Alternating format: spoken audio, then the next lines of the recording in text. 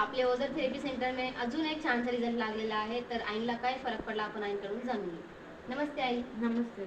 आई तुमचं नाव काय? आरती करते.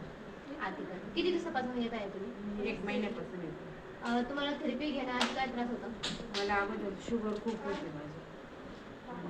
त्यामुळे मी इथे आले होते. माझा एक पाय दुखायचा, हात दुखायचा, पण माझा पाय दुखायचा राहिला. आणि तुम्हाला कोणी सांगितलं ही थेरपीची माहिती? या थेरपीची माहिती मला माझ्या भावाने सांगितली. तुमच्या भावाने? म्हणजे तुम्हाला जे शुगरचा आणि पायाचा त्रास होता त्याच्यासाठी तुम्ही कुठे कुठे उपचार केले? खूप दवाखाने गेले, खूप हॉस्पिटलमध्ये गेले, गोळ्या खाल्ल्या, पण मला काहीच फरक नव्हता झाला. माझी चहा पिण्याची जास्त सवय सवय होती. त्यामुळे होती, शुगर पण तुमची वाढत होती. म्हणजे गोड खूप खावं वाटायचं. मग आता कमी प्रमाण झालं, गोड पण खाण्याचं कमी झालं आणि पायाच्या मुंग्या थांबले.